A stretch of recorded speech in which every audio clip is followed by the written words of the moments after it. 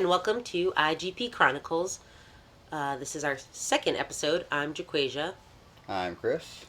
and we're just going to do a WDC recap and kind of discuss what happened there, our favorite dogs, and various other things that go along with having a big championship.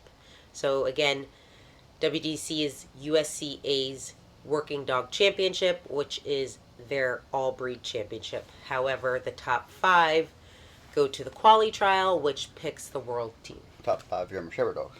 Thank you. Yes, top 5 German Shepherd dogs go to the quali trial because it's only German Shepherds for the WSV. So it is cool to see the different breeds, and there were quite a few different breeds this time. I feel like it's probably the best mix I've seen in a little while. Yeah, there's some really, really nice alternate breeds. There's a lot of dogs. I think they said they had, 116 entries, 118 entries? 18? Yeah. One of that, I'm not sure. So, a lot. And very big trial. Most of them were IGP3 dogs, which means full routine, full IGP3 routine, full IGP3 track, and all that fun stuff. So that is exhausting just to think about. I can't even imagine, but we'll get into that.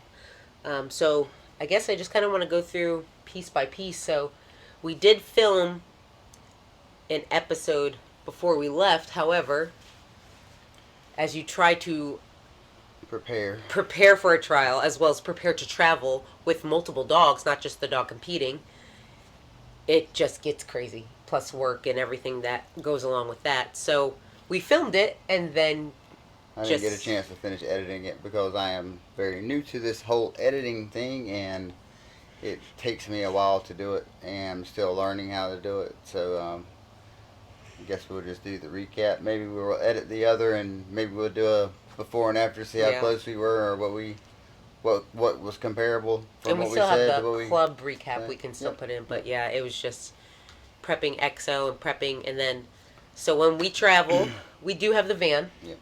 However, we do also have a dog trailer. So we have a 6-dog trailer because we have so many dogs.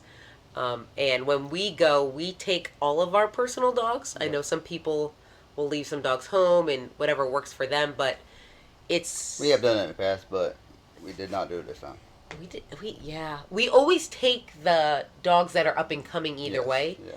So the dogs that will be trialing, the young dogs, they always travel with us, so they just get used to traveling. However, the retired dogs and the house dogs, normally we just take Bash, our little dog, because he's easy. But we did take Jazzy the last time, and this time we took everybody, which was really nice to have kind of our own little family. It's like a little vacation for us, because we will not take a vacation. Dog trials are the only time we will take time off, so we have learned that is our vacation. So it was nice to take all the dogs, and we had some time after the trial, after the day would finish, and we got to let them run around and be dogs, so that was nice. But so we had the 6-dog trailer, which, as we were prepping everything, he realized that the wiring needed... Yeah, wiring had huge issues and problems, and had to have a major overhaul a day and a half prior to leaving, and had to be fixed, like right then. So that was tedious and took some time that we did not anticipate. So that was chaos in itself. Luckily, you can do it. Sure. Otherwise, we would have, I can't even imagine what would have happened, but you got everything wired. Yeah. Fans worked great. We have nice lights now. Yeah. The pump on the water tank, so we've got pressurized water in the van and the trailer now, which having water and a hose when you travel is everything. You're inevitably going to have that dog that makes a mistake or has a problem, and having that pressured water makes all the difference when rinsing a box out. Yeah, that's one thing I did want to talk about, traveling. When you go to these competitions and dog trials, expect the worst to happen. Yes, you may have a clean dog, and they may be always clean. What? Prepare for the worst to happen. What I say? Expect it. Yeah. Well, prepare for it either way. Either way, yeah. I expect it to happen, so then we prepare. True that. But if you have a perfectly clean dog, assume they'll have like the worst accident of their life, and make sure you have everything to clean them properly, your car, your everything. Otherwise, it's the worst. So we have we have a pretty good, because we had the pressure washer from Ryobi, but I do like the hose in the trailer and the van. But so we had the 6 dog got rewired. We reorganized our storage box because you have to bring all your training equipment. If you think you won't need it, You will. you will. And that's why I'm mad we didn't bring the blinds. Well, Nick's house was very close and Yeah, it was I very know. available. And kudos to you, Nick. That was very cool. Very cool to have it that available and that close. Is 8 minutes from the stadium. And blinds were always there. Jump was always there. Dumbbells, A-frame, always there, and it was always available and open. So thank you for Selfishly, for my dogs who weren't competing, I would have liked to have one blind, but noted for next time. But everything else we had, I think this time we were pretty good. But make a list. I'm telling you, make a list when you travel, because it gets crazy when your brain is just going 5 million different ways, and you'll forget something. The first thing I think we always put in the van is the dog folder. Yeah. Our dog folder has rabies certificates, passports, scorebooks, our membership cards, like all that kind of important information, because you need that Gotta have scorebook. that scorebook. Goes in the van first. Like, it's in a folder. Everybody's just together, labeled nicely, and it goes in the van first. We probably triple check to make sure that's in there and that the scorebook's there and everything. Because I can't imagine super. And we this time brought our own microchip reader. Yeah. Just to make sure that we had that for if somebody else needed it or we needed it or whatever the case may be. Plus, too, to just know where the chip was, because Yes. some people's dog chip stays in the same place his entire life. My dog, it continually moves. If I don't know where it is ahead of time, I spend 3 or 4 minutes trying to find it. So I'd rather spend those 3 or 4 minutes at the van chilling and just finding out where it's at, so that when I come off the field, it's just That's it, yeah. there it is. Yeah, stuff we prepped for. So once we finally got on the road, everybody was loaded up in the trailer. Van was situated. We had all the suitcases, everything we could think of. Pack for every kind of weather, because we did have every kind of weather as we got there. And we left. So we ended up leaving later, though, than we anticipated because of the trailer wiring. But the first thing we wanted to do when we got close to the championship was find some tracking, because that tracking is not similar to anything we can replicate. So we are kind of hunting for some tracking, and you have a friend along the way. So Yeah, luckily I called up old buddy Dan Cox, who used to be in the sport. Matter of fact, he won WDC in 2008 with his dog Chuck. The very first breeding I ever did with German Shepherd dogs was female I had Banshee to Chuck. That's cool. So yeah, I texted him out of the blue. It was about an hour and a half from Lexington, and said, hey, I didn't know if it was still his phone or not. So I said, asked, was it still his phone? He said yes. I said I could sure use some tracking coordinates, and a few minutes later, there they were, and off we went. And beautiful tracking, and thank you for that, Dan, if you're watching this. More proof of good people in the sport who Dan's good people. willing to help out as you travel. So we did get some good tracking in on the way, which was really nice. And then normally at any championship, there is practice time allotted to each competitor. Regionals, we do 10 minutes. Mm-hmm. And at WDC, there was 5 minutes per phase that you were allotted to practice. However, this time we chose not to practice with EXO because he is seven and a half at this point. Before this trial, he was 11-time IGP 3, and 9 were at championships? Yes, 9 were at championships. So my point was, he's trained, right? I did it with Sid these last 2.5 years. I never practiced anywhere I went. Just when I got there, practiced to send outs in different places. Ran blinds at different places. Made sure he understood it. And the first time he saw the field was the day of the trial. And the 2 biggest things you worry about: send out blinds. Both of those went really well, minus the wind was blowing really hard during my obedience routine. I don't know for sure that he heard me clearly. When he actually turned and faced me, he down after when his ears were facing me. Yeah. So it was very hard to hear on that end of the field, and he could have just being A dog. a dog and deciding he just wanted to keep running, but I But don't know what happened there. But either way, the actual go towards the right place was Yeah. proper, was done properly, and as well as the blinds were probably some of the They best were, blinds he's for had sure. in trial. Yeah. Absolutely the best. Knowing, like, obviously I've been at every championship you've done, and that for me was the best blind search he's done.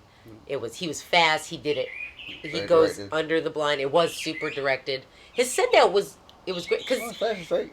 if you remember at nationals, He curved. he curved and you practiced. Mhm. So, Yep. but again, I think if at some point if the dog is trained, they're trained. They know what they're on that field for, and sometimes practice makes us feel better. That's all practice is for.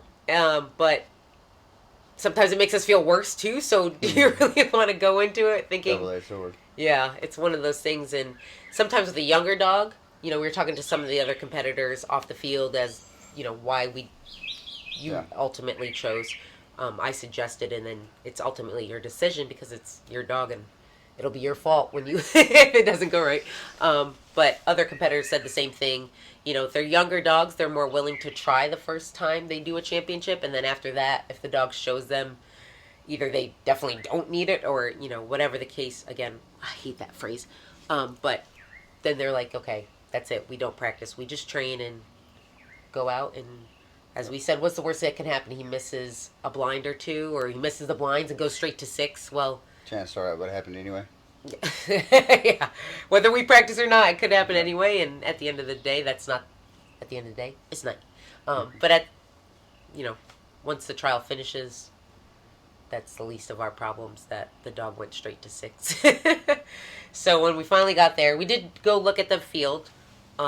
So the trial, the championships are always co-hosted by USCA, and so they always help with whatever the host club needs. Controlled Chaos Working Dog Club hosted it. It was Crawfordsville, Indiana, Yeah. technically. Beautiful venue. Did OG Indy co-host with them as well? I think so. They might have. Either way, everybody that had a part of it did a great job. I know they were all working because Mike Deal was listed as Yeah. a host, so OG&D, if you guys helped out. Yeah, and Chris Thompson was there. Yep. The other Chris Thompson was there. So all the indie people, I'm sure, chipped in some way. And it was an absolutely beautiful stadium. I mean, like, pristine. When you think of championship, that's the kind of stadium you think of, which is super cool that they have access to that. Bleachers, you didn't have to bring a chair if you forgot yours.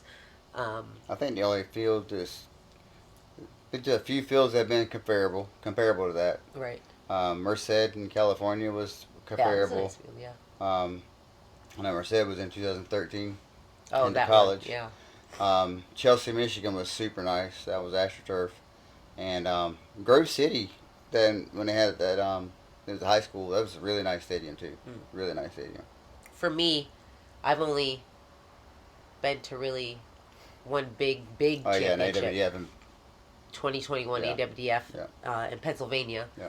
with the Brockington's host. That was the biggest stadium I've ever been in, and it was perfect, just like this one was super nice. So that was really nice, especially for the competitors who work, so hard to be here, and it's great to show your dog that. And again, top 5 German Shepherds are going to the quali trial. When you go to Worlds, it's a massive stadium. So it's great to see how the dogs do there, and really test how much their attention is. And the wind was blowing and different noises. There were soccer games going on, so there's a high level of distraction, so you really see where the holes in your training are, which is what trial shows anyway. But once we got settled, then it is helper tryouts, which we missed because we were Repping EXO. giving him some training at Nick's house, as you mentioned. So we did miss tryouts. I heard Roscoe did great. One of the fun things when you do retire your dog is if you can help out and they can be in helper tryouts. So I know the helpers always appreciate that, and the helper committee and various other people. So My friend Thomas Flood retired his dog after our regionals in February. Roscoe. And Roscoe's and was his dog. Is his dog, and he was helping try out dog, and that's a great dog for helping try out dogs. He's multiple times IGP 3. Very good in the bite work. Very nice. Yes. Always very safe. Very Safe, sure. yes. Big grips. Comes on the long bite. Yeah. Gives Yeah. you a good dog to drive. He's a lot of dogs, so it makes for a very nice tryout dog. It's a very honest dog to do a tryout on. I think that's what people miss too sometimes when they're thinking helper tryout dog. Like, you want a dog who can show that, like, show your skills, but also you don't want like a flat dog. You want a dog who builds it. And Tortoise, our cat, has snuck up and is watching us now, and she's technically not allowed back here, but yeah, you want a dog who shows that, has power so that it can show your skill, is safe, so you're not worrying about, getting bit in places you don't want to get bit, and then also knows the routine enough to where the dog is not going to cause any kind of crazy hiccups. So it's always nice too for the retired dogs to come out and show who they are. And Roscoe has we call him Superman because he really flies. So he launches from about can 10 yards out. It seems like. So we always joke, if you can't catch him, Yeah. it's a problem. So he's that was great for him. But so we missed helper tryouts. After helper tryouts, draw night, which I really enjoyed how they ran draw night. Yeah, it was. Draw night has always and still is my least favorite part of the trial. I really wish that there was a such thing as competitor only. When you first get there, if you are a competitor, you're allowed into this room, and you make your draw. And when it's over with, everyone else is allowed into the room, because inevitably there's a table full of people who no one at that table is in the trial. They all have a story to tell. They're all telling their stories. It's all funny. It's all fun. They're laughing. They're cutting up. They're having fun, which is great. There's nothing wrong with that. But if you're a competitor, you want to hear what that draw number is. Look at the draw sheet. See where you are. Try to hear who you're paired with. Try to hear what the tracking directions are. Try to hear what the judge has to say, what he wants about different things when they introduce the judges. And things. Is he looking for a certain thing? Does he pick on a certain thing? And he tells you that stuff. Right. Yeah. It's very nerve wracking for me. Has always been and still is my least favorite part of the trial is dealing with draw night. I do disagree with the having competitors only. I just think people need to be told, hey, if you go to draw night, until draw is over, just sit and listen, because it is hard to hear. There's a lot of people in the room. I don't think people realize how much it can echo. Yes, they have a microphone, but it's hard to hear. Especially, and they were giving the tracking info, which you definitely need. And obviously they did email and they have backups, but sometimes you want the information right away. So I think people just need to know, if you go to draw night, just sit quietly and just wait until they're done. And be respectful of the fact that, everyone else in the room is competing and nervous. Even if they don't look nervous. They may not look nervous to you, and they may be joking around, but they're probably nervous. Because, the thing is, when you go to this draw night, and you know that, okay, my dog tracks better at 10 in the morning, 3 in the afternoon, 6:30 in the morning, whatever, not so windy, not in the rain, whatever, and you look at the forecast and you see what the weather is for each day, and you look at the flight schedule, and you see, I prefer if I don't get flight 2 or 5 or 7 or whatever, and you're listening for everything and trying to, for me anyway, if I don't want a certain track or certain flight, then I'm listening for that number to see. If it fills up. There's four of them has been called already, so there's only 2 left. Most of the time there's only 6. This time there was 8 in some of them. But it's I want the kind of process of elimination to know what the odds are of me drawing that flight that I don't want. Yeah. Well, and two, so they did. So again, when you go to draw night, they have the competitor bags up at the front. The judges are up there. The helpers are up there, because I'm not sure people have seen. Because if you go to club trial, you don't see what draw night looks like. So they have the table of everybody up there with the competitors, and everybody has to go draw Turn where your they go. It scorebook. has to be random. You turn in your scorebook. You say hello to the judges. You put money in the boot for the track layers and money in the sleeve for the helpers, so that they have something. I know that the helpers get money. Do the track layers? I've never looked into that. I'll have to I look have into done that. track laying at a regionals, and I didn't ask for any money. I did ask for just for my hotel room to be taken care of. Right. I don't know how it's done at the nationals. I I have to have look at not that. done tracking at a nationals. I'm typically trying to compete at a nationals, so I don't haven't done that. Um, Maybe on an off year or something, I may go and volunteer to lay some tracks if my leg will stay healthy enough. Yeah. But I don't know how that works. I know that the boot money is split up amongst the team. Right. Yeah. So the sleeve and the boot money split up between the track layers and the helpers, so that they have something again, because it's a And these track layers at this trial, man, whew, that's a lot of tracks. there's a lot of tracks. There's a lot A of lot of tracks, tracks to man. walk. Kudos to all you guys. I, I have no complaints from my track flight. I We'll had get a into lot that of after different, yeah. yeah, but like the boot, I did make a note to look into it if they get anything. I know the helpers, they increased theirs Yeah. because It was ridiculous. it What was they were kind of getting paid. ridiculous. It's an expensive sport. We know that. However, we need track layers. We need the judges. We need people to run the event, and we need helpers. So Have to have it. at some point, it becomes like, and I know we know a ton of people in the sport who don't mind. I mean, I've seen people put $50 bills in each the boot and the sleeve, or $100 bills, or they want to make sure those people are taken care of. So I'm glad they finally did raise that, and I know the track laying team is the same team we've seen at a few nationals, so they're consistent and they have a system, which is good. But again, going back to draw night, they have everybody up there. The judges each say something, and then they introduce the helpers, the track layers. They introduce the tracking team, Yeah. and then they go through the draw. Which when they draw, number one, they have to draw anybody who's showing two dogs first, Mm-hmm. and anybody ride sharing. And then it goes in catalog order. Yep. But they have to do those because obviously if you're showing two dogs, you can't show them in conflicting times. And the same thing with ride sharing. So they do that, and once that's done, then they go in catalog order, and hopefully it goes pretty fast.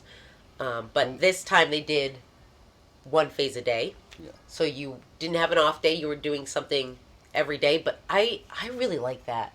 I like it from a competitor standpoint. I like it because you concentrate on one thing. The downfall I see from it is only from a social standpoint. Like for me, I tracked on Friday, so until my tracking time, I was prepping for the track. After the track, I was prepping for my obedience the next day. Right. Then after my obedience the next day, I was prepping for my protection the next day. Where if Friday you have stadium, Right. you do obedience, you do bite work. Yeah. And then the next day you track. Well, the rest of that time you're done. Yeah. So it gives you like a day and a half of social time, so to speak. Whereas this one, if you're finished one phase and you're prepping for the next phase, you really don't have as much of that hang out with your people that you only see once, twice a year. As much, it doesn't feel like. I don't know. I think because you're at the stadium, because there were so many good dogs. Yeah. I felt like we stayed at the stadium every day, all day. Oh yeah. Once you finished tracking on Friday, we stayed there all day. But then we were like trying to find somewhere to go do obedience. Yeah, but that's only if you feel the need, like you need to do that too, though. That if you're like, you're set and you're not going to do that, then you do get the social aspect. And if you're staying at the, host hotel, you're staying with a group of people, that can be different too. We don't stay at the host hotel when we're competing, just because it's too much for our brains. So we did have an Airbnb this time, which we've had the last couple times, which has been very nice. And so then I think that's the difference, though. I think it depends on where you stay too. We stayed quite a bit away too from It's very easy to get wrapped up into that host hotel and the hotel parking lot party and hanging Yeah. out and being social and having a couple of cocktails, and the next thing you know, it's 3 in the morning and you got to leave at 5:30 to go to your tracking time, and you go say souk at 6:30 in the morning, and your head's still pounding from last night. That becomes not a lot of fun. So, I feel like you have to do that once just to check that box off. just to like be initiated. Like one time you hung out with your friends too much, uh, and that's like your initiation into IGP. But other than that, yeah, it's. I don't like having a day off because you just sit there and stew. I feel like where when you do have the one phase a day, number one, your dog is rested because For sure. they come out, they do that one thing, they go back Back in the up, car. and then they just you keep them stretched and hydrated, and feeding is a little easier because your schedule is I feel like a little easier. But for the heat especially, like Yeah. when we did AWDF, it was so toasty Yeah, it's hot. that it was nice that Yeah. they for just sure. came out and did that and then went back in. So but so draw night went off. I did like also how they fed dinner after. I was gonna say the same thing. That was a super idea. Yeah, because that typically is like when things start to get real loud is when the food comes out and Yep. everybody's eating and drinking and talking, and it's like the thing is like it's very cool because you want to see these people, you want to talk to these people, you want to hang out with these people because you typically only see them at the big Yeah. championships, and they are Yeah. friends, and you talk to them on text or FaceTime or Facebook Messenger or whatever through in between times when you're there and you're face to face and you want to talk and have questions or training questions or just life questions or talk whatever, and it's like you want to do those things, but at the same time like Sorry. you spent thousands of hours prepping for this Yeah. moment, and you have to like make sure you're prepared for that moment as well. Yeah, that's the hard part. Yeah, so that's, and I know we always have trouble with that when we have regionals that we have to Yeah. put a timer on and tell ourselves to go to bed because it's the same thing. And so yeah, but I love that idea of feeding Yes, that was dinner awesome. after, and then people who didn't want to stay or didn't want to go to draw night, they can still see their friends after, and then everybody's kind of more free to do what they need to do, and Yeah, and draws over by 7. yeah, that's Which is yes. super. So if you need to do something that night, or you want to get in bed early because you have to drive an hour to the meeting spot, Yep. you can also do that. So I really liked how they did that. And then so draw night went off without a hitch. I feel like anyway. Yeah. And then you had tracking Friday, obedience Saturday, and protection Sunday. Which is odd. Most of the time, if you do a phase a day, you don't do them in order. So it was odd, but also very cool to do them in order. Yes. And depending on who you are and who your dog is, though, that draw is not fun. Ideal, right? So some people are like, well, I don't track till Sunday. They're like, this is great. I can get in a couple more tracks. Right. Or, I get protection out the way and that's done. And But here's the thing about that. There is that old saying of luck of the draw. And when you go to draw night and you see that flight X tracks tomorrow morning and last year's nationals, Friday morning was super windy and rainy. Luckily, I didn't have to track on Friday morning at nationals. you tracked I tracked Sunday morning. Saturday was windy too, if I remember Saturday correctly. was very windy. Yeah. Sunday morning was very mild, Mhm. sunny, chilly, not cold. Everything was perfect conditions for me, for my dog. in that Perfect moment. conditions on those soybean fields. Those were Yeah. difficult fields. There's difficult fields, but I'm talking about the weather. And you had a half-mile walk. Yeah, the weather was nice. That's though. true. The weather was more forgiving for you. This past trial, if you tracked on Sunday, it was the hottest day. Yes. It was the least wind though.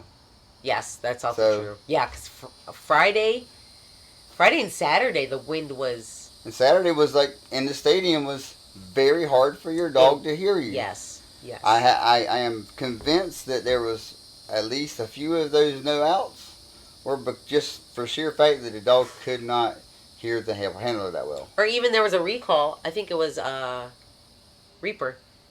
And the first time she said it, I didn't hear her say it.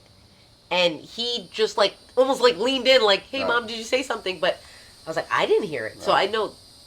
know my hearing's not great. But But again, that's luck of the draw. But- you know? I don't know. So I'm always on the fence about that phrase because you train for whatever, though, right? Yeah, you train for whatever, but you sure would like the optimum conditions. But at the same time, like for us, right? Yep. We track a lot in the afternoon. Yeah. So. But we have it. That's when it's convenient for us. I but know. for some people, that it's not convenient for if they draw at 2 o'clock. That draw's not lucky for them. But if you know you're training, you should at one point track in the we have to make sure we track in the morning every now and then to show our dogs like the dew and all that. So we prep for both things though. Yeah, that's all I'm saying. We prep for long walks. So ideally, is it? I know everyone says it's luck of the draw, but if you're training for every scenario, it doesn't. You can train for every scenario, but there's always a scenario that's better for you. And if you can get that scenario, then that's the luck of the draw. Okay, but yeah, I'm still on the fence a little bit about that. But but either way, yes, some work more in your favor than other people's. Other people would feel about that situation. But so you tracked Friday. You were what, like the second or third flight, maybe? I was the second flight, and I was the fourth dog. Yes. So again, got to the location. They measured your lines there, and then we got to the tracking meeting spot. Yep. Measured the lines, and that's microchip. Pretty standard. Did the microchip check, which is standard. I think I mentioned this in our club prep that a lot of people don't prep for that. Is that when you go tracking, it's not just go straight to tracking. It's measure the lines. The dog comes out for the temperament test and the microchip check. And then they go back in, and for here, we had to drive to the location. And that's a whole other thing, is like, if your meeting spot isn't fairly close to your tracking spot, now you got 6 or 7 cars trying to all follow each other, which can also turn into a nightmare if lead guy isn't paying attention to who the last guy is, and it becomes an issue. We didn't have the issue this time, or at least our flight didn't have that issue at all. We had no issues for there, but I have been in trials where the lead person was just booking it, driving the dragon.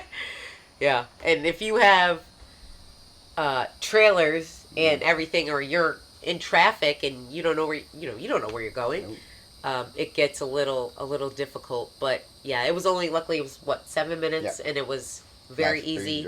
He explained how to when to put your flashers on, which was great. Did a really good job on that, and then pulled up to the fields, and sod is so weird.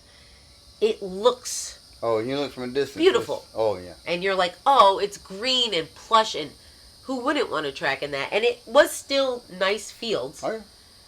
But they were still a challenge. Yeah, when you got actually to your track and you look out, and then there's cross mows, because that's how they mow sod. Because sod they have to mow. And they have to keep it a certain height. Yep. So there's cross mows.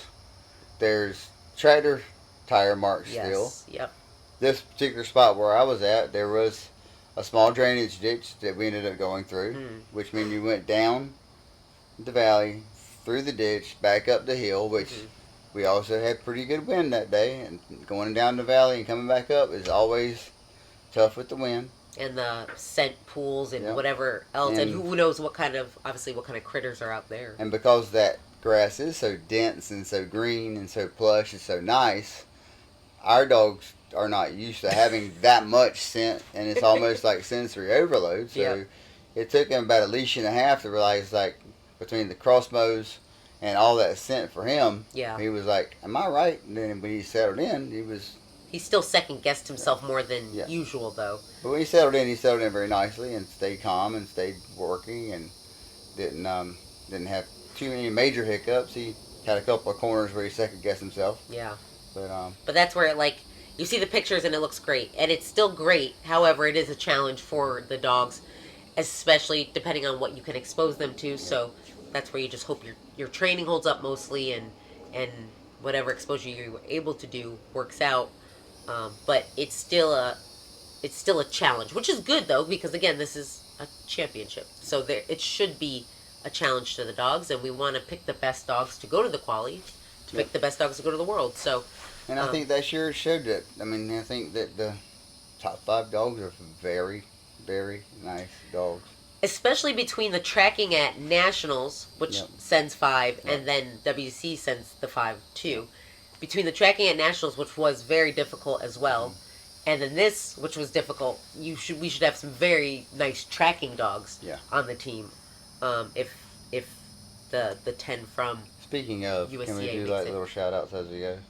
Yeah, you can do a shout out. Mike Deal. I read your post today, Mike, and I completely know where you are and completely know how you felt, and that confidence being shaken a little bit after a couple of bad tracks is. I know exactly where you are. We all know that I've had some hiccups with EXO along the way, and I was super happy to see that 99, man. Congratulations and great job, man. That was awesome. It was Yeah. really good. There were some really high, like, Yeah. I think, and it's funny because we were checking the results as it was happening, and Matter of fact, I think all 5 dogs beat tracking. yeah, because we know Ghost got what, 97? Ghost got 97. Well, Devil's 97. Mike was 99. Colt was 97. Fourth place was Gary McGilver was 98, I think. Yes, yes. And Greg Dow was 96. Yeah. So all 5 dogs beat yeah. tracking. Yes. So And then again, pairing that with the 5 who did the soybean yep. should, hopefully show their tracking skills Yep. at the quali, which would be great. But yeah, that's the 99 is crazy. Especially when you go to 2 big championships and you Yeah. don't do well at all. Good rebound. Yeah, hell of a rebound. That'll do, pig. That'll Yeah, do. it does shake your confidence. It does make you second guess everything you thought you knew and wonder if you actually know anything or not.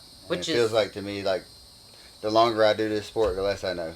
Which is crazy because it's like it's Mike Deal. Like, yeah, he knows, and the fact that his confidence can get shaken is like, oh well. It's a humbling sport for all of us. It is, yeah. If one thing dog sport will do, it'll humble you. That's for sure. But yeah, so you had tracking Friday. EXO ended up with a 91. Yep.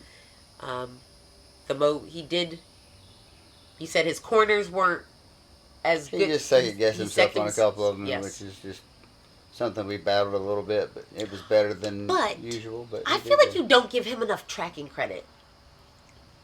Because think about this: he had 80 in the fall when we came for nationals. That was tough, and that was difficult tracking.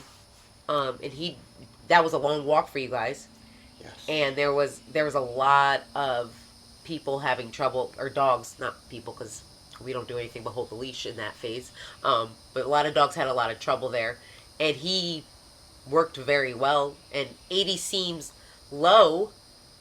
However, it was low throughout. It was good for that trial because it's not something that's easy for the dogs. He's had 95.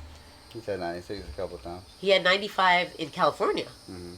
and he had only tracked on construction dirt because that's all we could find is a construction site, and he had 95. I don't think you give him enough tracking credit. He's failed tracking one time. Yeah, that's it, and that's pretty good for a no, court. actually twice. When? At GSCCA in Tennessee. That tall stuff. He didn't fail that, Yeah, did he? Yep. And then I thought he passed, but he ate the leg. Mm-mm. New England Regionals. I'll have to read his book again because I messed that up. Okay. But yes, he actually is a really nice tracking dog. Yeah, he is. But finished Friday with a 91, and then we got to go to the field and watch, which is really nice. That's when we got to see Ron Fox's female. Yeah. That was super nice. Are we going to go through the trial with all the dogs we saw? I don't know if I can remember all of them. There were so many dogs. We might go back after. We'll just finish it. We'll do it real quick on. So Saturday was obedience for us. Yeah. And it was not awesome for my standards for him and for myself. And I put that on myself. I've missed something in the prep work, and we didn't have our best routine. And same thing happened in protection. It's funny with this dog. It's like we've done 2 regional championships, and we have managed to put together 2 nice trials at the regional championships, and we go to the big trials. I missed something. Something I don't have the combination proper on because the dog only does what we have prepped them to do. So I can't blame it on the dog, but it's something I'm missing in prep work or training somewhere along the line. And it just is what it is. I mean, like I said, it's a humbling sport. We go into it thinking that we are prepared and find out sometimes that we are and find out sometimes that we are not, and we're back to the drawing board. It's hard, too, because, like, it's not that he passed. Yeah, he passed. That's the thing. He passed. Yeah. And so it's just not what... It's not competitive passing, and I want to be competitive. Right. That's where it boils down to. And the dog is highly capable of being competitive, which is the most disturbing part for me, is because I'm not showing the dog for who he is, and that's frustrating. biggest problem. Yeah. Yeah. Is when you know the dog is capable. Dog's an amazing dog, and I would not have been trialing him this long if I didn't think that. And somewhere along the line, I'm missing the combinations, and it is what it is. It's always like obedience. He did everything. His healing was not great. Not great because he wasn't attentive. But his sit, down emotion, beautiful sit. I think that's the fastest sit he's done. His down emotion, he didn't do his butt hover. He boom. Yeah. His stand, I think he had 2-3 steps. I always feel like the stand is so hard because I even have trouble pacing myself for the running stand. And I don't like doing like a slow... I know some people can't do a fast run. But I can do a faster run, so I feel like I should. But then it's also hard because then your dog has to look even better when you go fast. But like, when Sarah Prell did it with her dog, it looked super. It's also a Malinois versus, we have German Shepherds and Schnauzers. That's also not reasonable for our dogs to be able to be quite as twitchy, but I still like to be able to go fast, but I feel like I can never pace it right. And his dumbbells, he did beautiful dumbbell, but he didn't, he didn't down on his send out. Right. Which is 2 trials in a row he hasn't, but before, 3 kind of. Yeah, we missing a combination here and there, and the dog's 7.5 now, and after our protection routine, I have not set yet. I have not set this in stone, but I'm leaning towards him being retired at this point because he is 7.5. He has no self-preservation. He was one of 2 dogs. No, there's, I think, Eric Beasley dog, too, I heard. That 2 that I know of for sure. Ron Fox's dog took the helper down the long bite, which is super crazy because it was not a very big female. And Exo stripped the sleeve and rattled him and rattled the helper a little bit, and he got his, I think he pinched a nerve or something in his arm and numb his hand for a minute. Yeah. And you could see in the pictures too that Brian took of his hand. And at 7.5, you could just, if you go back and watch the YouTube video, his dog is absolutely flying down the field for that age. He is hauling ass. When he just ripped the sleeve off of his arm, the judge is kind of laughing about it, and we go down and do it all again, and he goes probably faster. Yeah, and he does get the kudos to Kyle. He stays in there and gets it, and I'm super happy Kyle was doing the helper work. I'm super happy Kyle is safe. I'm super happy Kyle does not have a big ego. Did not try to hang in there and try to make that catch on the first one. And then, as everybody sees helpers go down, and when they do, the sleeve goes one way and the body goes another typically. And we don't know what happens to necks and backs and vertebrae and legs and all these things in this moment. Yeah.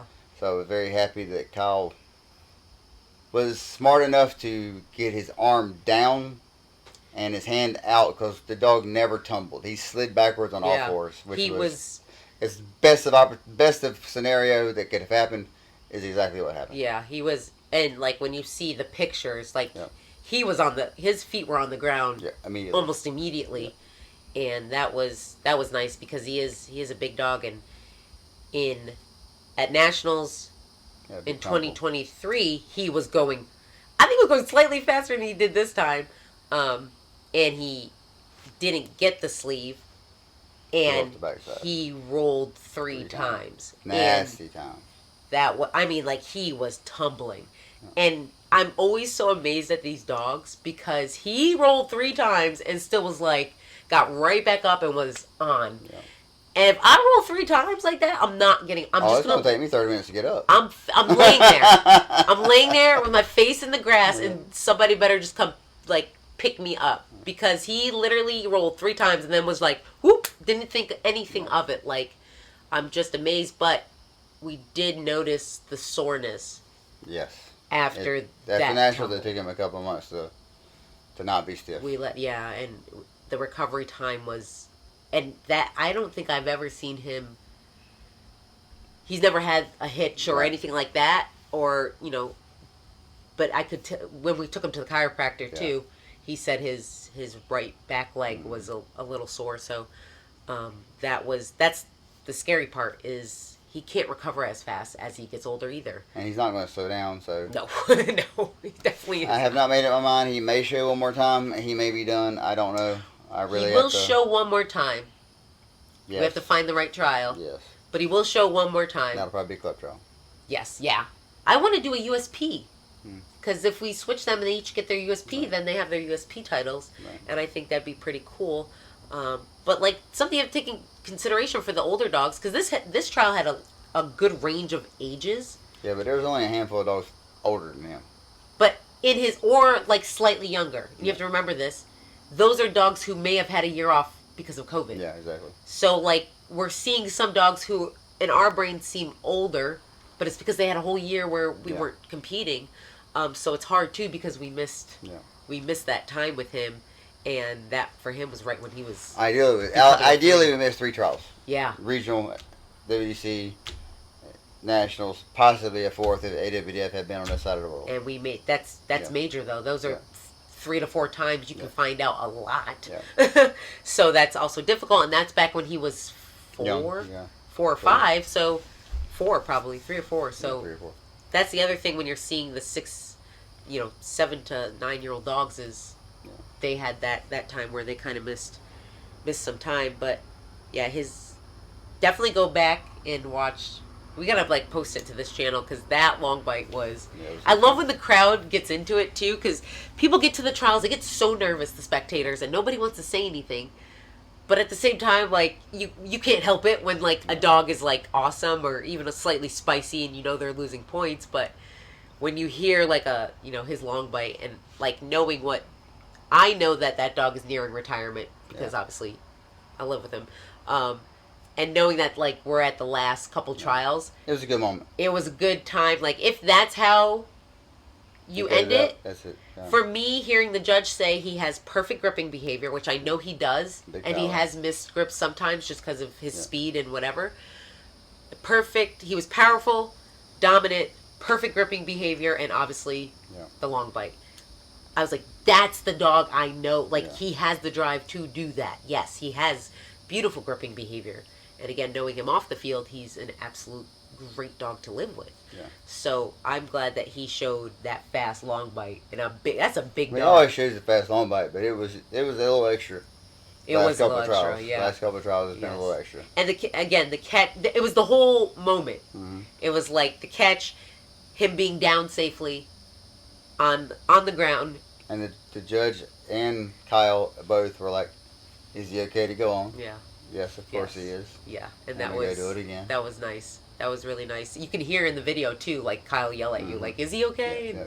And I still appreciate him coming up at nationals and specifically asking when EXO did roll at nationals. Kyle wasn't on the back half at that point. No. But he's specifically came up to ask if EXO was okay. By name, which like. It sounds crazy, but little stuff like that when you're competing, it makes you especially appreciate it so much, because that will stick in my mind forever. Like, not talking about how talented Kyle is, or like you care about the dogs and how the people feel about the dogs because you came and asked, "Is EXO okay?" And then the shitty part on my side was, obviously I knew who Kyle was, but I had never been like introduced, "Hey, this is Kyle." And then when he said that and walked off, of course my brain was spinning 1,000,000 miles a minute. Right. And I was like, "Who was that anyway?" Because that was Kyle. I was like, "Oh, yeah, my bad." So yeah, he's like, "You know who that is? It's Kyle McNabb." He's like, "Oh, he's like, I didn't even realize that." I do appreciate that he did that, and But yeah, that will It was a stick pretty in my emotional brain. moment for me on Sunday Yeah. to even for that to enter my mind of, had that not been Kyle, had it been any other helper who, listen, helpers should have egos and they should Yes. have a certain level of arrogance. If Absolutely. you're going to say, I'm going to put on this sleeve and I'm going to catch 100 of the baddest dogs in this country back to back to back, you better have a chip on your shoulder. You better have an edge. You better be a little bit arrogant. Yeah, I'm gonna catch these dogs Yes, perfectly, put them out 100%. safely. Every dog's gonna get the same pressure, everything, boom, boom, And- boom. I can do it. For And sure. had a helper try to stick in, I can't blame them for trying to stick in because they want to show that they can. Right. However, the right move was to be safe. Lower your arm, let the sleeves come off so the dog stays safe, and that is exactly what happened. And that chip and edge and arrogance and all that stuff was out the window in that moment, and everything was safe. Not trying to And manhandle the dog back into a spot. It was yeah. when I saw that and realized that it could have been way worse. As I was standing waiting for the second one to go, all the emotions just started overtaking. Yeah. I was not able to keep myself together very well during the critique, and then when I got off the field, I was not able to keep myself composed at all. I think Kyle thought I was upset with him. I got back to the tent as quickly as I could, gave him a huge hug, and thanked him again. Told him how happy I was that it was him. Yeah. And it was a good moment, and it was one of those times in dog sport that you realize there's some awesome people Yeah. in dog sport. Yeah. Like I said, that'll stick in my head forever. And I know it's hard when you have a dog like you had Sid, and it takes you a while to get that next dog that comes after that. That dog that takes you so many places. It's very hard to appreciate what they are because you had this dog. Well, we had that conversation Sunday with someone, and I can't remember who we were having a conversation with. It was Thomas. Yeah. Because he was appreciating Roscoe Yeah, for what he was. You Yeah. when you're competing with a dog, you're only concentrating on what he doesn't do right because you're trying to fix hitting that stuff. You're trying to fix the things that he doesn't do right. Yep. Because you want those points. And nothing is ever like they're good, but it's never good enough. Right, because you want those points. And whatever they do consistently, who cares? Because they did this wrong. But then when it's time to where, okay, you're done, and it's like, oh man, you are cool to hang out with. Oh man, you do this well. And, oh man, this was really good. Or like because the pressure's not there, the expectation's not there, and when you're training a new dog, and you are like, this would some dogs bite out of frustration. It's not. I don't want to classify everything as handler aggression like everybody else likes to, but sometimes they're in drive in that moment, and Briscoe would never. Right. I don't care Roscoe what. would never. Right. That was like that safety. Right. Of they would never. I don't care what's happening, and you kind of forget about that, and then you get a dog where they're like, hey, if I'm in drive, you need to wait a minute, and then we need to have a discussion about what I did wrong. You kind of like, well, how dare you? Like, he would never, like, you kind of forget how safe you felt with that dog. And then when this dog's over, the next dog comes be the around, same there's thing, something else. So, but you definitely, he was saying, appreciating what they do right. Yeah. More, and as you get in the sport, that's just kind of being in the sport, though. After you have a few dogs and you're like, I have to appreciate this moment. Like, this dog does this really well, and it's hard to appreciate that moment in the moment. It is, obviously. Whenever you had a killer long bite, but your guarding was all over the place. Yeah. And it's like, bah. Well, you had Zakan. I had Zakan where, I thought my obedience was going to be way better. Yeah. And then it was like, well, that was disappointing. Yeah. So it is always a roller coaster, but definitely having those moments of like, and having people around you to remind you that like, hey, but remember this, he was always consistent. Briscoe was always consistent in the stadium. Yeah. I knew what I had. Yeah. Okay.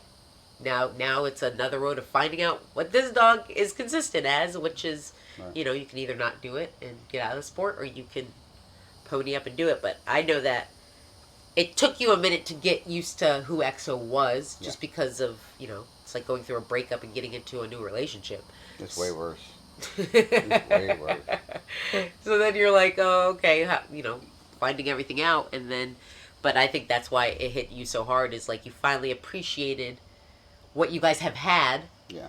But like also I love the dog. I mean, kind it's of up- coming I to mean, an end. Like your moment Yeah. out there is having that dog who can go to the big Yeah. championships.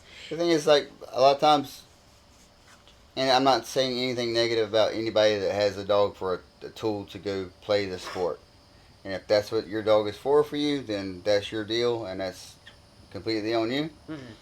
But yes, that's what we do with our dogs. But my dog also goes to the restaurant and eats. He goes to pet dog things and does demos. But He even when we were at goes the to pack trial, walks and stuff. I mean, he goes. I mean, he just hangs out. He's just a very cool dog in general, we and took he is not a tool to go compete with. right, He is a member of the family that also competes. right. Now, I don't humanize him. Don't get me wrong. He's not my baby, but he is my dog, and he is very, very cool dog, and I do enjoy being around him, and he is that kind of dog that you can enjoy being around. Yeah. He has a very nice off switch. But even at the trial, at the end of the day, we took everybody for a walk on a like regular walking path. Mm-hmm. Like all the working dogs Yep. went out, and even our house dogs Yep. are working dogs because Yep. we've got the American Bulldog and the Patterdale Terrier. Yep. So, and retired dog. So there's still that. They still have to have a temperament that they can be out in public, obviously, which is why we do the BH. So even in that kind of thing, that yes, they're working dogs and we're competing with them, but you know, there's pictures all over of them just being dogs, and he's. I think that one of the nicest about that, and Yeah. I know you've always said like I can't wait for him to retire because I know he'll be nice in the house, but at the same time, when they do retire, it's like but we were at, we only did championships now, and you don't have to train him every single day. That's a dog, and you can have fun with him, and you do, you try stuff a little bit more when they're at that stage. So it's also kind of like, well, now we're back to like learning the next two dogs. I even was talking to Ron Fox, and it's like, I'm not like in a rush to retire him, but I'm also am happy to retire him when it's time, because his transition into the house is just opening the front door. Yeah. Literally, that's all. Well, it is. he's Because been in the house. He's been in the house a little bit, but I mean, he can go on a play Scott and stay there for 3 hours and be perfectly fine. Well, you put him in a down in the parking lot at the trial and just like walked away. But yeah, there might be a little weird cut in here, but we had a boarding dog drop off. So, Kona Bean, she's so cute. I definitely think that there was some really nice females. Yeah, I really there like was- Franz's female and obviously Ron Fox's Yeah. female. Tia showed very nice too, which is super nice to see because those are, I know Franz's dog Vina, I Yeah. think that's how you said it. She's young. Yeah. She's like 2 or 3. Ron's dog's young 3. Yeah. I could tell Wago was feeling spicy though. As he came on the field, she was jumping. I was like, oh, this will be fun. This will be a lot of fun. So, That's the first time I've seen like females of that caliber in a little bit. Multiple too. I think the last 2021 Nationals, there was quite a few nice females. Because Citrad, Nemi. Yeah. But like, it's like we'll see 1 or 2. Yeah. I've always loved Esther, Yeah. the dog Gustavo had. But it's 3, 4, Yeah. Nice ones. even both Anna and Todd's dogs. Yeah. Slightly spicy, but Anna had Yeah. really nice scores in 99 the in stadium. stadium. Yeah, and And even she's 13, 14? yes, Yeah, that's awesome. and she was in heat. Dog Yeah. was in heat. Yeah. So that was cool to see so many females show very well. Yeah. And have true power because, yes, the males obviously are the it factor. A lot of people look at the stud, but Yeah. a good female line will. I just want to see a good dog. I don't care what body parts it's got. I understand. Yeah, but when's the last time you showed a female? It's been a minute. Yeah, it's only not because I don't want to. It's Yeah. just I haven't run across that one that like. Ron Fox, if you want to hand that one over to me, I'll show a female for a minute for sure. And one of the comments, if you're showing, a male and a female, and you to kind of pick one to kind of focus on, it's because the dog is special. Right. So if you're focusing on this female, it's special, but you've got that nice female line, it'll take you places. Well, that's 70% of your breeding. So that, and the males, I'm not discounting males and whatever that talk is, but it's nice because when I was coming into the sport, females were so like, oh my gosh, and horrible and. I loved my female, but that was a special female. She was very nice and. But a lot of people didn't, oh, it's a female dog, or especially if it was bitch in season and competing. Well, the problem Excuse me. is you have a super nice female Right. that you want to compete with. Yeah.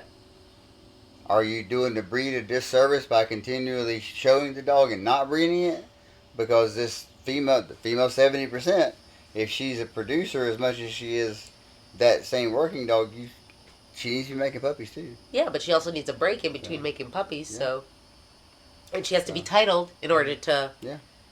To Right. do everything that they Yes. want us to do. They want the titled females and everything. So then it's like, but then they come into heat, and then this whole thing of has to go at the end and keep away from everybody. Yeah, I've never Which bought is- into that. But that's just It's I don't think you'll ever see it get changed. which But is for just- me, it doesn't. That doesn't. Yeah, I don't think we'll ever see anything get changed from that. Which for me it's crazy because again, that police dog kennel had female, male, didn't matter. They were in those kennels right next to each other, I respect safely it. Go away from each other, but like next to each other. Yeah. And the boys came out and they still worked. Yeah, had to. And I mean, you talk to some people who breed and they're like, yeah, they still. I mean, Gary always said Charlie would eat, go work, no matter if he was breeding or not. It didn't matter what was happening. He would do everything he needed to do. Yep. Which is kind of what you want to see, especially because we're not just breeding for sport. Right. You're breeding for other things, and the dogs have to be able to work, even if they know what that smell is. That's kind of the one thing I was talking to Candy. I was like, that's the one thing I miss is having. We decided to spay Gigi, Right. but I prefer distraction, if yeah. she was in heat because the boys rode right next to her, Yep. and they learned like, Have do your good thing. luck. And Briscoe knows what that smell means, and now Exo does. But like, do your thing. But so, it's hard too because their practice is right before they go onto the Yeah. field, so they're really at a disservice. So, We're also at a disservice too because, as we found out this weekend, I can't find that in the rule book though. it's in the rule book plainly says that when the school book is turned in, there's going to be more correction devices. It doesn't say you could the bitch in heat doesn't turn the school book in late. No, because she still tracks as normal. School She book had was her turned track- in, therefore, no correction devices. I've never even heard that though until this weekend.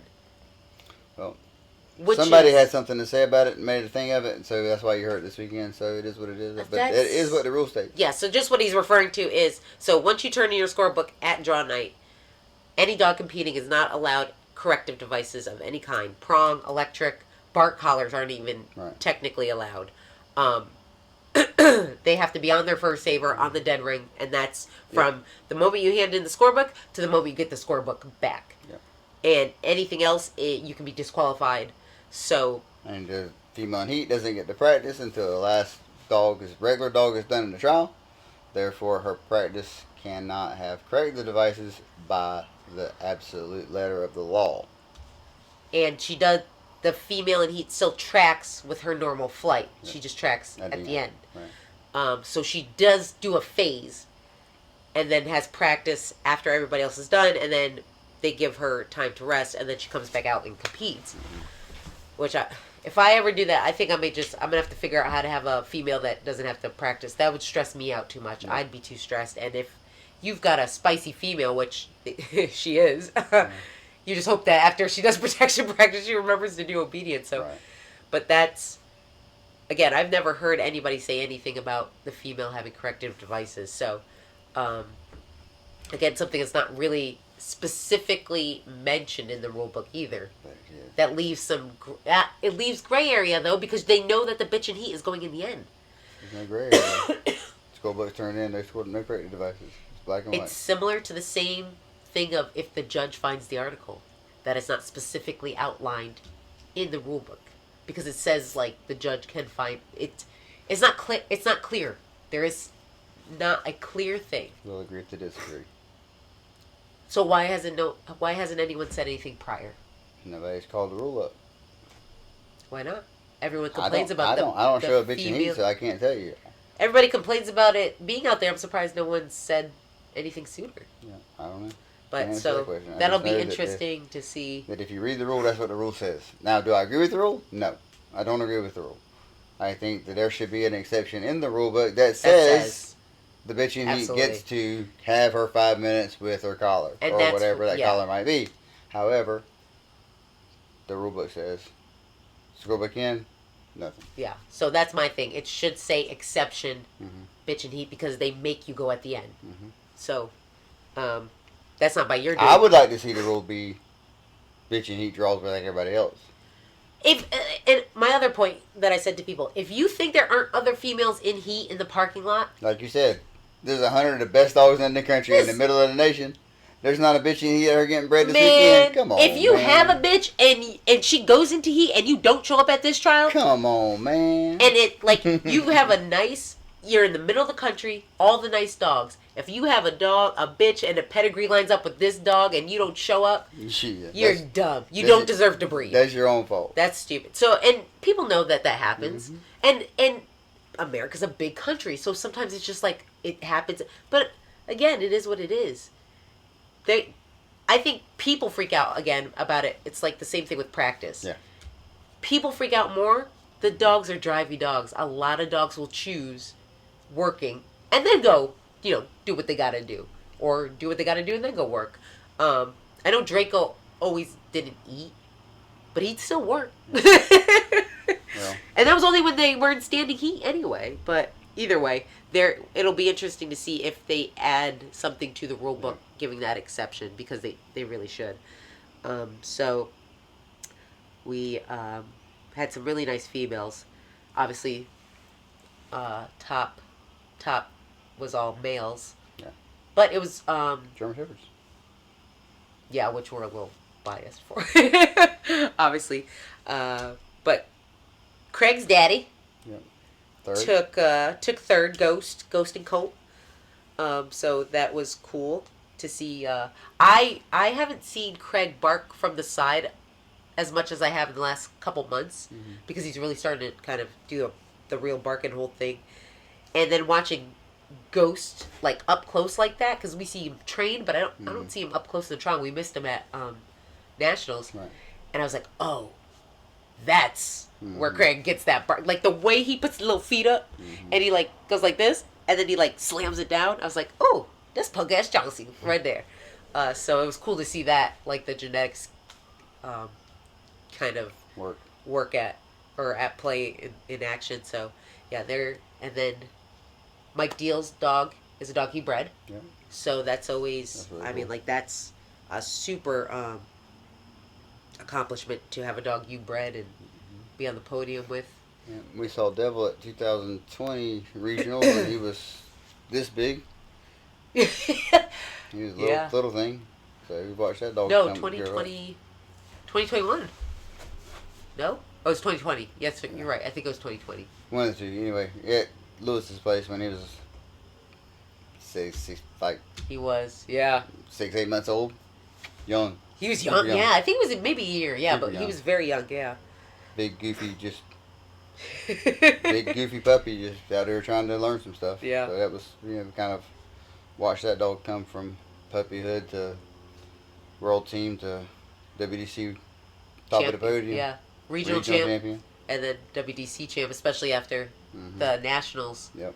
Snappy. Heartbreak. And then you've got Gary McGilvery with his dog. I really like that dog too. I like Gary. I remember Gary, first time I saw Gary showing was 2014 regionals at Lewis's place again. He was showing a dog. Now, I think that dog's name was Dido. He was a smaller all-black dog that when he came into the blind would go into a plots and bark and hold from a plots. And Gary's like 6 foot whatever, and this dog was kind of small and go into a plots and do a bark and hold. It was kind of weird to watch, but also kind of comical at the same time. Yeah. So to see him go through, and now he has a super nice dog, and dog's obviously getting some really nice training. Yeah, for sure. And then that's really cool. Greg Dowd took 5th Mm-hmm. with his shepherd. We've seen a few times, and Yeah. we also saw T's dog. Crazy.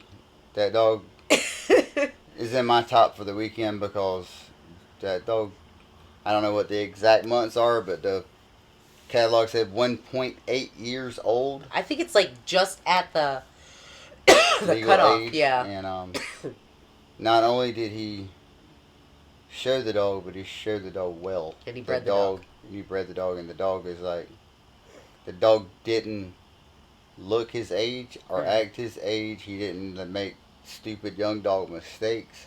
He was very much under control, but very open. Yeah. Very powerful. That's a half sibling to Exo Correct too. It's a Debbie baby, Yes. right? Yeah, yeah. So that's super cool to see too, and so got to see Justin's dog. I like that dog a lot. I really like that dog. It's the first time I really got to see him like work, and Yeah. the dog's transition out is Nice. There was a lot of nice transitions though this weekend. I did notice that, and that's really nice to see. He explodes off that seat. Yeah, I And really that like that. angry bark. Right Yeah. when this comes off. I like that a lot. It's a really nice. It's when you watch the live streams or you see the dogs in videos. It's one thing, but like seeing them in person is, whew. And then alternate breed wise, Oh, my buddy Jason, man. I freaking love that dog, man. Yeah. I love that dog. It was hot. It's hot for a bulldog. it's out hot. here. This On dog- Sunday it was toasty for him. Listen, that dog's a bodybuilder. I mean, it takes a lot of blood to keep that dog okay. And that dog ran them 6 blinds, and he was struggling in that barking hole, but he stayed there and he made some really nice grips. His control work stayed pretty much together. A couple of issues here and there, but I can't. This weather, we went from hot to cold the hot. to hot again, and my allergies are feeling it today. Sorry. But Go yeah, ahead. him 86 out of 3 at that event, and Yeah. the bite work was really, really cool. It's funny too because everyone's like the alternate breeds. You don't see them a lot, Right. so when you finally like get to see them in person, again, you see videos and whatever, but you see them in person, you're like, oh, that's. Mauritius dog. I will never forget how that dog jumps over I that swear that he was hurdle. like he pauses at top. He just, boop. He was just like he made it look so like because you think they're big dogs, He's super Well, agile. they are big. He's super agile. but they use those legs to their advantage. I really think him and Marisha weigh the same. They probably do. He might outweigh Mauritius. It was nice. He Very was nice a dog. really nice dog. Very So nice she had dog. her Connie Corso, who, again, a Yep. dog she's bred. Yep. So that's also nice to see. You got to see Jason and his bulldog, Yep. which for you is like, The pit bull was super nice. He didn't out. But super nice dog. man, Yep. that was really cool. I mean, the muscles on Yeah. that thing. Yeah. So we got to see the little pit bull. Yeah. There was Rottweilers. Yeah. There originally was 3. Yeah. We got to see 2. That's another dog. Reaper literally pauses all over the hurdle too. I He does. swear he poses for the picture. Obviously, I have a soft spot for him, or any Rottweiler really, but for him because he let me pet him, and I love that.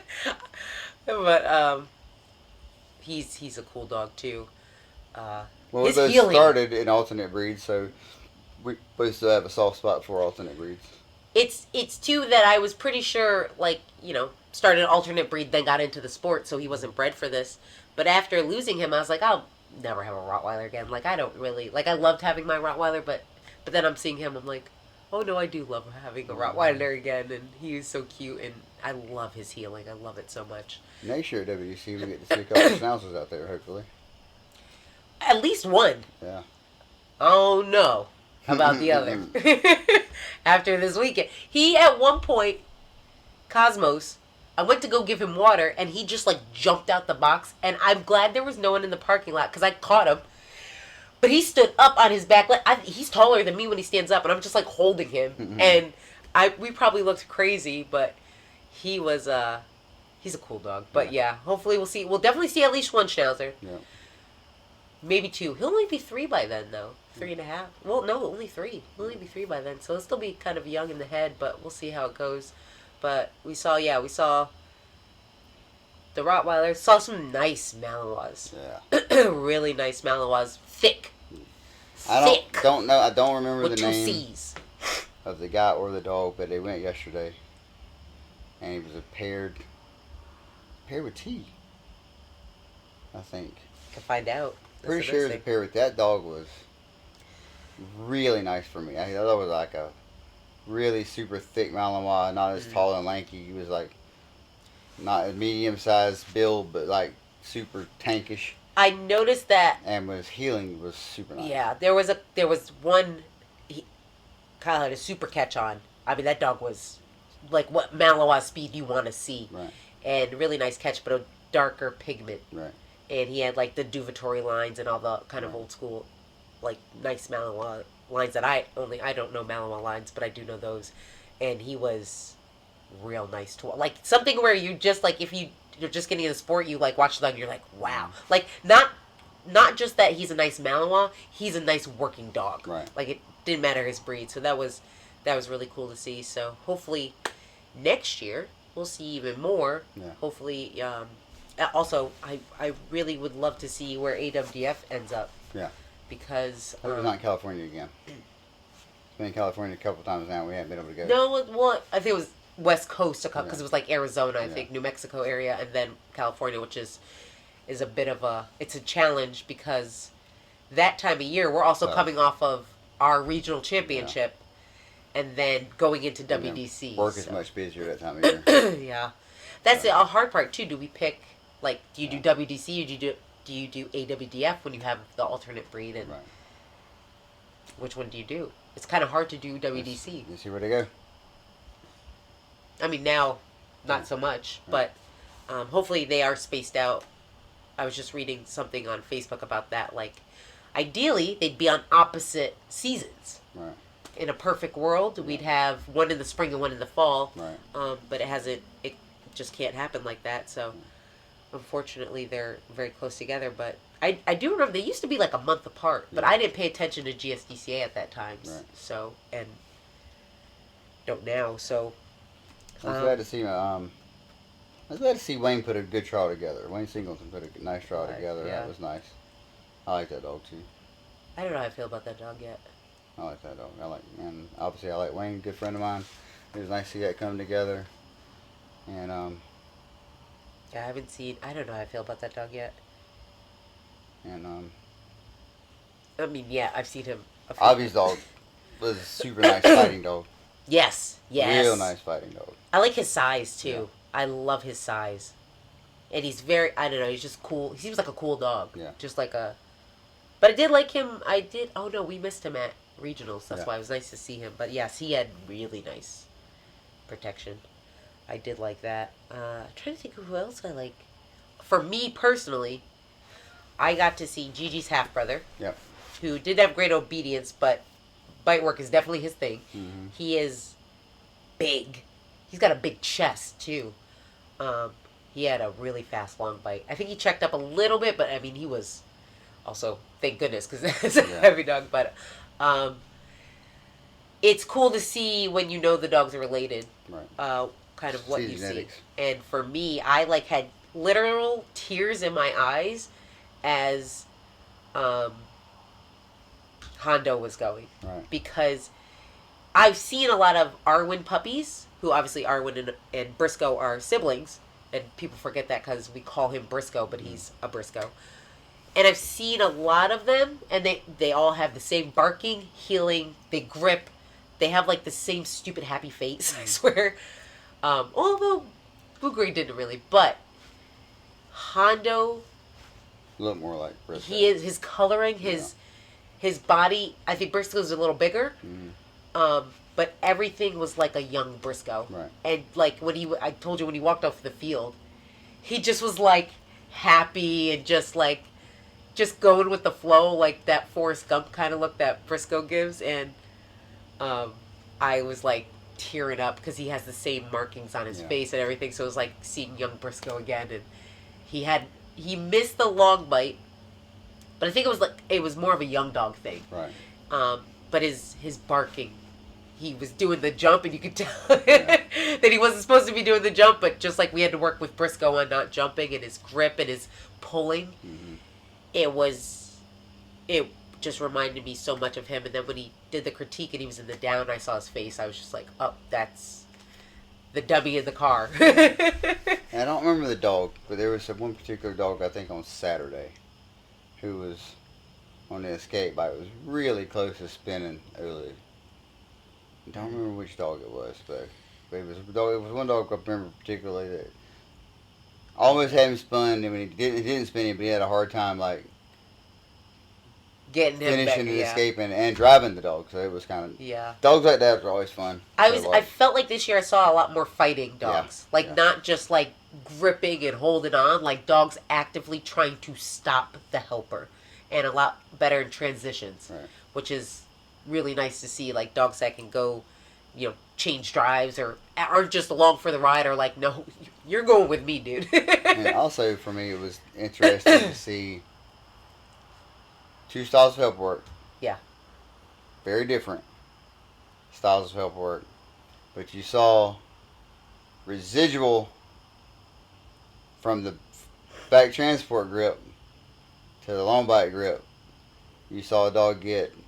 My dog for sure happened. Oh, for sure. My dog yeah. was super mad. If he ever has to have a second out, it's usually the last grip. But he started it there. Yes, yeah. Because Olu did his thing where he pulls the dog in front. Yeah. And kind of whips him in front and Yes. locks him in really hard. Yeah. And he was thinking about not outing right there. He sure was. He did out. But he was thinking about not outing. It did take 2 commands. But people that see long bites and the dog doesn't out on the long bites, they blame it on the long bite helper. And more times than not, it's what happened just before that long bite. Because I would say Brady was synonymous for that. His attack out of back transport is a not whole different comparable level, to anybody else's, in my opinion. And he would rattle a dog, and now the dog's already rattled. He's thinking about that. He's going up the field, and I'm not letting go now. That's what, and I people miss that so much. They're like, it's the back, and I'm like, no, the dog got spicy before, even when got pissed, spicy, rattled, whatever happened. Spicy. Something happened. I don't know, spicy. But like at California. Yeah. Because we had trained, Brady had come here for training so much, he knew he had to be respectful. Yep. But that last out, he just touched the sleeve, and when he didn't get in trouble, he was like, oh, I got you now. Then, Brady goes off the field, Derek comes on, and he's like, oh, I'm gonna just do whatever I can to be a hooligan and make you earn your keep. Yep. And you're like, you think it's the, and when You dogs don't out. Long they're bite, like, it's not. It's that back transport bite. When that helper comes, and with Olu, it wasn't. The turn was good. Don't get me wrong. Brady, it was for the turn and the attack. Yeah. But where Olu, it was that last lockup. Whip him in, that super hard boom, it's locked in. Yeah. And he's a strong dude. I mean, he would whip him around there, and when he locked it in, it was locked in. Yeah. And then the dog's like, I don't know. Don't how you I feel. manhandle me? I don't know how I feel about that. Yeah. You know what I mean? That's the thing too. And that's what they're thinking about that whole walk up the field. I Oh, don't know how I feel about that. Just amping themselves up, yeah. And the back half helper will get blamed, and that always makes me crazy because I'm like, I'm pretty sure that's not where it happened. But it was very blatant for me anyway. It was very blatant this weekend how that was like. Yeah. Really playing into it. It's always been like you can see it though. Mm-hmm. You can see it, and Brady was picked. It was like Brady Colt forever. Yeah. And it's that his attack out of the back transport was for real. He was attacking. I remember the first time I ever saw it in person. I was judging the regionals in Iowa for Mike Williams, and at helper tryouts. When I saw that, I was like, different level. dude, yeah. that's crazy right there. And then I wish I had my dog with me. I was like, my dog needs to see this. In California, for tryouts, he outran a Malinois. He was on a whole nother level that day. And not just a Malinois, like a Malinois mixed world team. Yeah. And I wish I could have a video. You could have heard a pin drop. No, I don't think anyone was breathing. He outran the dog, and everyone was like, oh. Well, we were lucky enough to be really good friends with Brady. And when we saw him come to the field for helper tryouts, it was game face. Yeah. And we looked at each other like some shit's about to go down. He was. I was like, man, he's serious. The front half is locked up right now before he ever takes to the field. He's gonna be on the. He's gonna be there. Sure, that's where he ended up because he's just like his whole demeanor was different that day. Oh, it was the confidence, cockiness you talk about. You have to be though. But it was like, I'm gonna come here and show you what to do. It's funny because I know another helper in the crowd was like, "Man, that makes me." Yeah. It ignited some That's right, competition That's to be right, like, Colt. "Man, that makes me want to get back out," because he was competing Yeah. with his dog.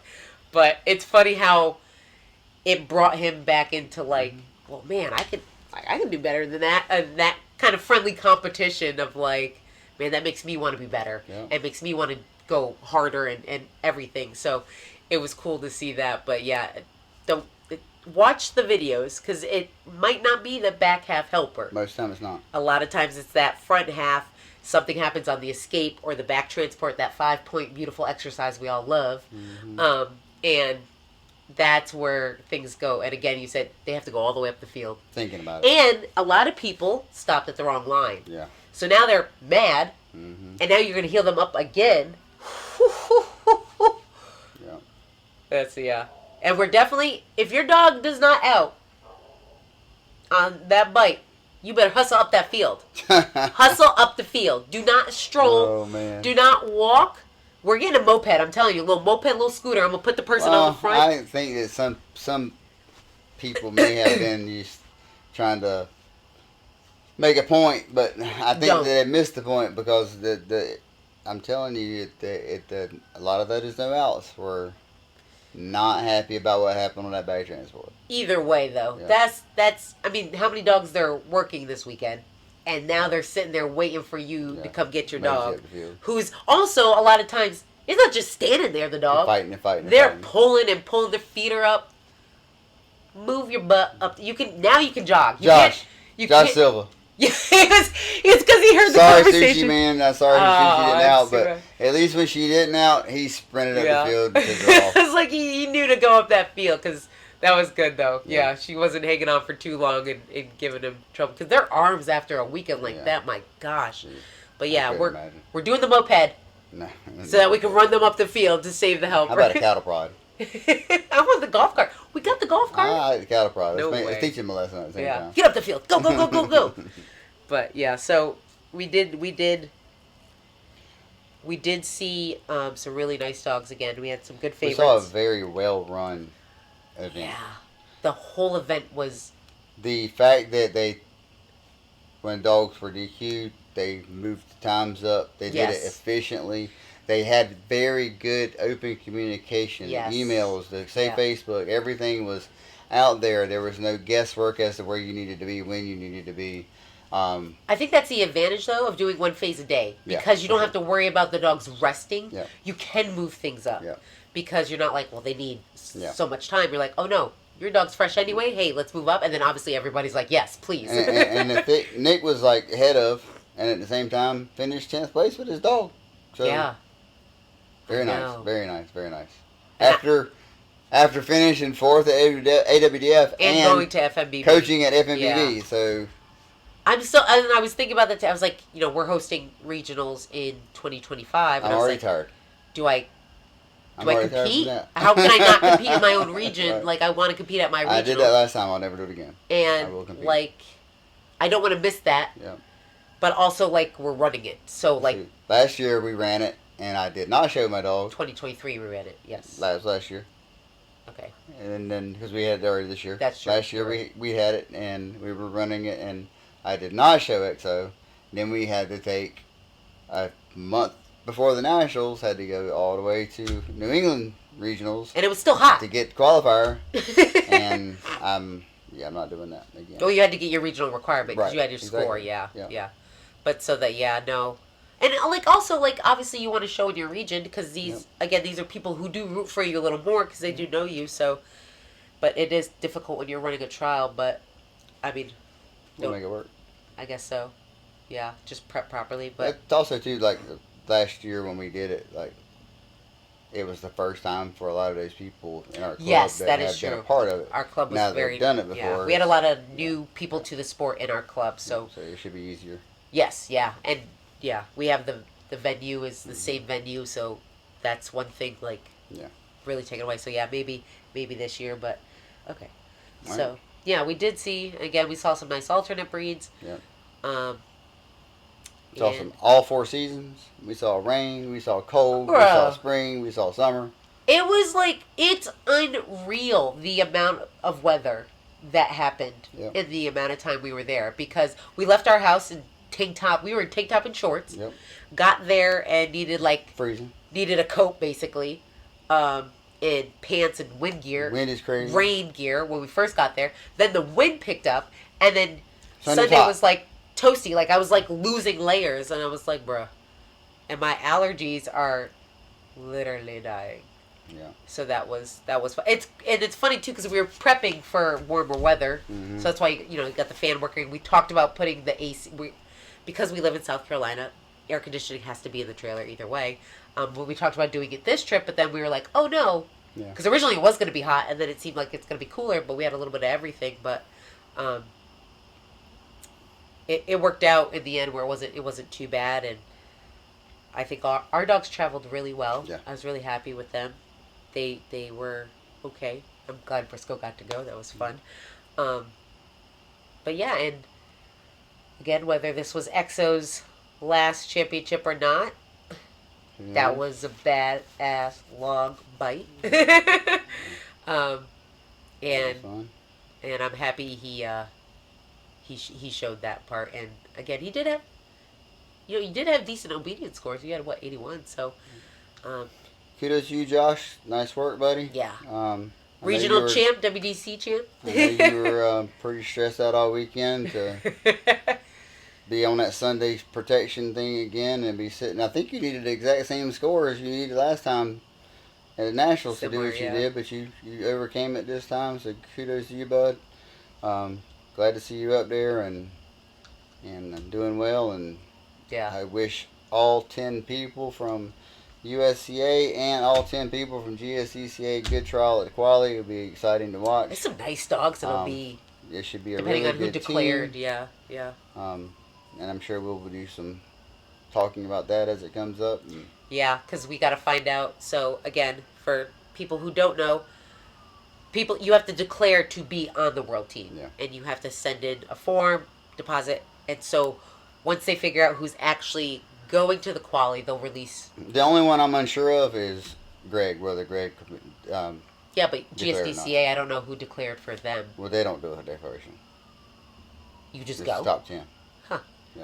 But who's gonna go? Because there are sometimes people Yeah. who pull. But either way, normally about 2 weeks after WDC, they release the list of And who ten, we'll see at yeah. the quali trial, and then we'll have a better There's some nice idea. dogs. But I feel like this is But even GSCCA has some nice dogs on that team. So a lot of GSDCA. I mean, like Chris Yeah. Beverden won, and he's in our region. He Yeah. took third. this year. That's right. Him and I tied, That's right. and he took third. Both the Chris's. Yeah. So, but that's the thing is, it's a lot of. I feel like this year it's a lot of nice dogs. Yeah. And again, a lot of GSDCA people are USCA people, and Vice versa. but yeah, it's. Justin Haynes was hanging out with us this weekend. I know, yeah, and he was at GSDCA a couple weekends ago, and at the end of the day, It's nice. it's night. But the uniform says USA. It doesn't right. matter what organization you're a part of, because they don't care. You're still USA. So we just want the best dogs Yep. to prove that we're the best country. I'm just kidding. So we'll do another podcast here before the week's out and talk about some less than popular topics. Yeah, we're going to discuss some nuances of the trial and things like that behind the scene. Not behind the scenes, but like things that happen at a trial that could happen at a trial. Situations that people obviously are talking about on social media. We'll discuss those in a separate thing. So that's why you really wanted to have this podcast to start with, was to Because talk about these current things and air them out and talk about them. And people are going to talk. They're already talking anyway. So, basically, I'm just giving our opinion on things and things we've experienced that kind of coincide with what they're saying and different things, and trying to figure out how to make things better so that This or might maybe you can't, or like it is what it is, and just either making it better or understanding that it is what it is. This might be a this particular next one coming up might be a good one to advertise for in advance and say at this night and this time we're going to go live Oh, and have the comment section up and have the questions coming in on those kinds of topics. Yeah, maybe. Be interesting. Yeah.